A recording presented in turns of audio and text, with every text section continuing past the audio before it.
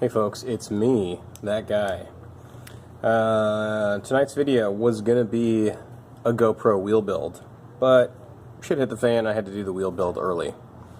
So, one thing that I was thinking about doing, but I didn't have any examples, was a while ago I realized that I don't actually know how a type of shifter called retro friction works. They're spoken with reverence among the old heads as being like the best, smoothest friction shifting you can possibly get. I personally have played with them but never taken them apart, and I prefer Suntour's power ratchet shifting, which was then copied by somebody, Rivendell. They did the silver shifter, I think. Anyway, I found a pair today. So rather than the wheel build, rather than a boring, nausea-inducing, head-mounted GoPro wheel build video, we're going to talk a little bit about how the French finger trap, as I'm going to call it from now on, the Simplex slash, I mean, everybody made a version of this, but Simplex was the first, and possibly the only good component they ever made. Actually, we're going to talk about how this actually functions. So if you were to believe the internet, if you're to go and Google retro friction shifters, you're going to, Google's top hits are going to return some bullshit about how, you know, there's a spring in your derailleur and there's a spring in the shifter which is counteracting the spring in the derailleur. The way they're explaining it, hold on, I'm going to turn down the music. The way that they're explaining it sounds like they've got the idea quite wrong. You know, the way that they're trying to explain it on various message boards and various articles is almost like you have two coil springs and they're basically pulling against each other, right? So you can imagine that if I do this, oh buddy, that one's tight. Ha! No, it's just upside down. If I do this, their theory is that there's a coil spring inside of here which is acting against the coil spring in the derailleur.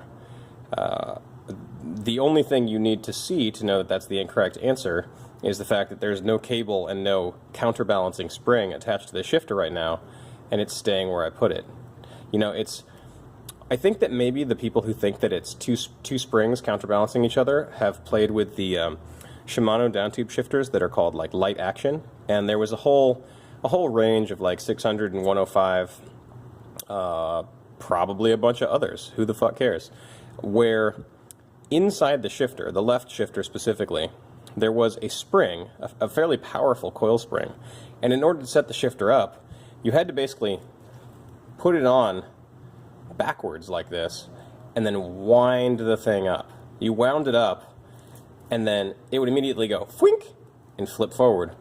But once you had tightened the screw on the side to give it some friction, all it did was it helped you overcome the friction in the friction shifter. So it actually felt quite nice. Now, having had a chance, I know, I cheated. I didn't take it apart on camera. I'm about to, but I took a peek to see how they actually work, and the answer may surprise you. So let's dig in, shall we? Yeah, a flathead screwdriver, apparently, for me, requires 3 components.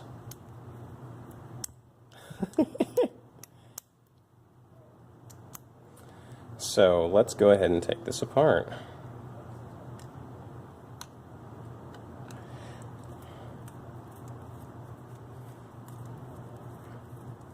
So why finger trap?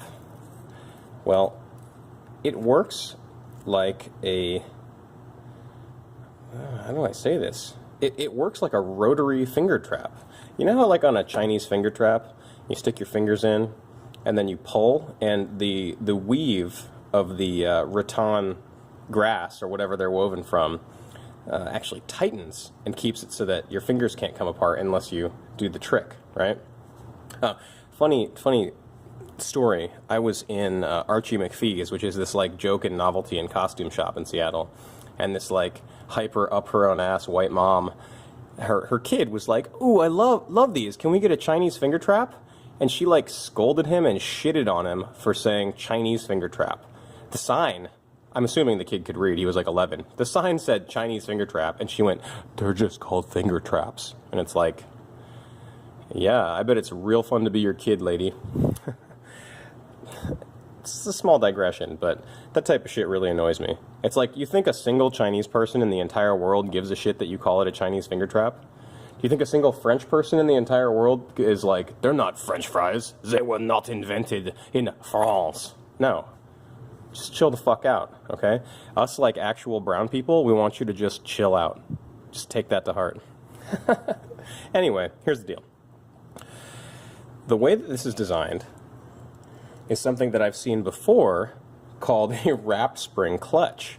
And a wrap spring clutch is used for various industrial applications, like you might have like a shaft that needs to break when it's overdriven.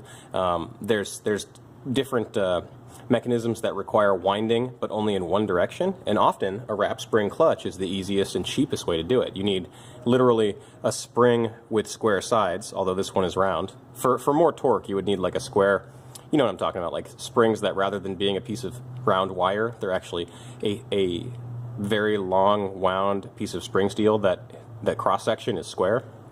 Anywho, and I believe, I tried to research this, and apparently I'm either crazy or wrong, but I believe that the film advance lever on old mechanical cameras, I think a lot of those use a type of wrap spring clutch. So like, when you engage it, the clutch engages, and when you release, well, it works exactly like this. So here's the deal. Inside of here, you won't find the normal, like, hideously friction-filled crap like nylon washers and stuff that you might find on a Campy friction shifter from the same time period. You will find the stop, a cylinder, another embedded cylinder, which is very difficult to get out. I will attempt to get it out for you. And then a spring. So there is a coil spring in here. I can definitely see how people would think that this spring was similar to a Shimano light action one if they hadn't played with it. I mean, I did. I just took it at face value. I went, oh, I mean, I've seen other ones that work that way, and the internet says it's true, so it must be true. So, what's interesting though, let's see if I can do this without stabbing myself. I get extra points if I stab myself though.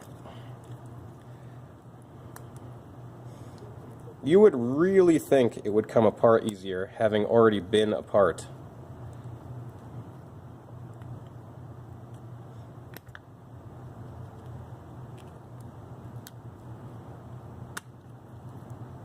Come on, lad.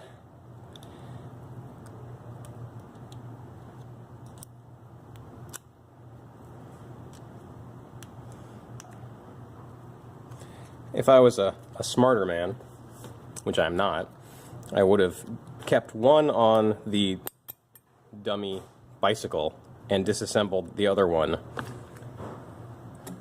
off camera. Let's see if I can get underneath this spring with something sharper.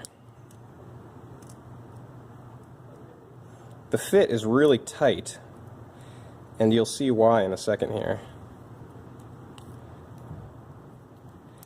Here we go. The fit is so tight that I actually have to unscrew it out of there rather than just pull it out.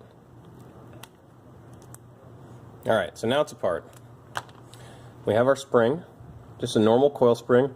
It's got a little protrusion here, which fits into this channel here. Oh, the phone's ringing. Good. Yeah, we're totally open still. That's awesome that the fucking phone's ringing. And we have a shaft. The spring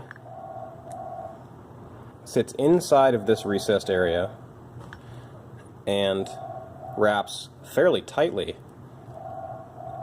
around this shaft once it's all put together. In fact, maybe it can only be put together. Oh yeah, it's super duper reluctant to get on there. Funny thing is, if I start turning it this way, it comes right apart. So what's going on? What is a wrap spring clutch, and why is it like a Chinese finger trap? Well, basically, if you have a coil spring, you know, you can wrap them clockwise or counterclockwise on a shaft, And the protuberance right here is attached to something. The spring will loosen itself in one direction, right? So let's say this one's wound clockwise. If I hold it and spin it this way, it unwinds itself. It actually opens up. I sort of rigged up this little shaft and spring for you. So this one is wound counterclockwise. So if I were to turn it the direction it's wound, you can feel it. The whole thing clamps down like an anaconda on the shaft. If I unwind it, the entire thing enlarges by a few millimeters, and if it wasn't vice gripped in place, I could slide it easily in and out. So what does that mean?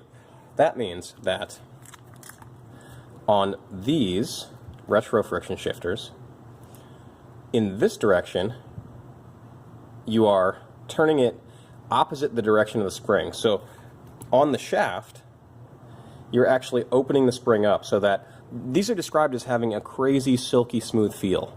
You need very little actual tension on the screw that holds them onto the bicycle to get them to do their job. So for an example, Shimano, Campy, I don't really give a shit. Anyone else's friction shifters, maybe Suntour's power ratchet shifters excluded, if you don't have this screw really tight, what'll happen is the spring in your derailleur, let's say I'm shifting my rear derailleur, I will pull up, and if the screw's not tight enough, the spring in the derailleur will actually just pull the cable back down. It'll just pull it right back down, and it goes back to the hardest gear. So what these are doing is this direction, ooh, smooth, easy. You are enlarging the ID, the inner diameter of the spring, and when the spring that is embedded in the parallelogram of the rear derailleur pulls back, when you let go of this, it's actually pulling the retro friction shifter in a direction that is tightening that spring around the shaft. So the spring in the front and rear derailleur are actually what are causing this spring to tighten onto the shaft. Now, having discovered how they really work, I'm actually really impressed. It's a very, very simple design. It must have been cheap to produce, and I mean, it's a far better design with far fewer parts than many of the other friction shifters of the day.